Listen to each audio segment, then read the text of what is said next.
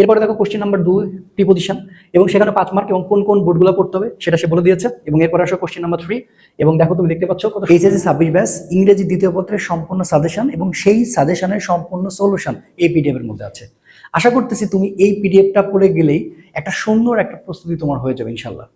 হুবহু কমন পাবা এটা আমি কখনোই বলি না, বলবো না, কিন্তু এত সুন্দর করে সাজানো আছে। আমি পিডিএফটা তোমাকে দেখাচ্ছি, দেখলে তুমি বুঝতে পারবা যতগুলো আইটেম আছে প্রত্যেকটা আইটেমের সলিউশন, এবং কোন কোন বোর্ড পড়বা সেই বোর্ডের সলিউশন, এবং কোন কোন কম্পোজিশন পড়বা, কোন কোন প্যারাগ্রাফ পড়বা, সুন্দর করে সাজানো আছে। ঠিক আছে, অলরেডি সেলিম স্যার কিন্তু তোমাদের ম্যারাথন ক্লাস দিয়ে দিয়েছে। এইবার এই সাজেশনটা তুমি জাস্ট সাজানো গোছানো আছে, আমি ডেসক্রিপশন বক্সে রেখে দিয়েছি, তুমি জাস্ট ডাউনলোড করে সম্পূর্ণ পড়ে চলে যাও। আসো একটু দেখাই সাজেশনের মধ্যে কি আছে।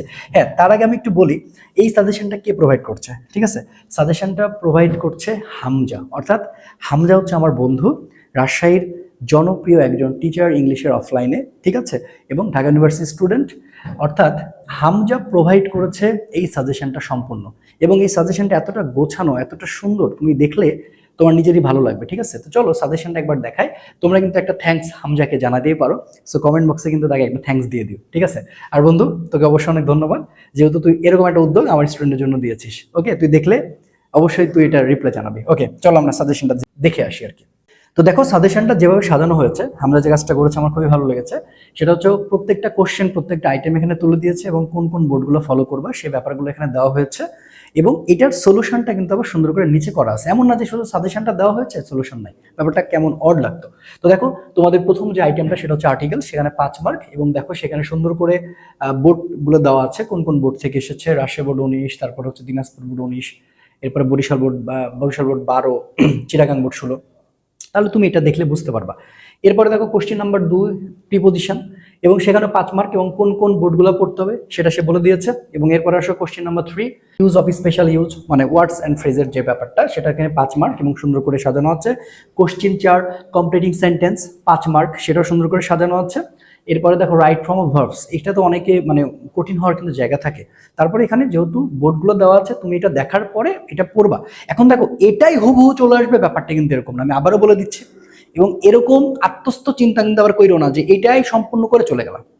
এটা তুমি প্র্যাকটিস করো, আমি আশা করছি এখান থেকে আসবে। বিগত দিনে সেটা বলছে বা বিগত দিনে সেটা হয়ে এসেছে, কিন্তু আমার এরপরে সাজেশন থাকবে যে তোমাদের পড়াশোনা যেহেতু আছে, আগের রাতের একটা সুন্দর একটা ডোজ, যে ডোজটা তুমি কমপ্লিট করছো, এটা আমি আমি এই বিশ্বাসটা তোমাকে বলতে চাই।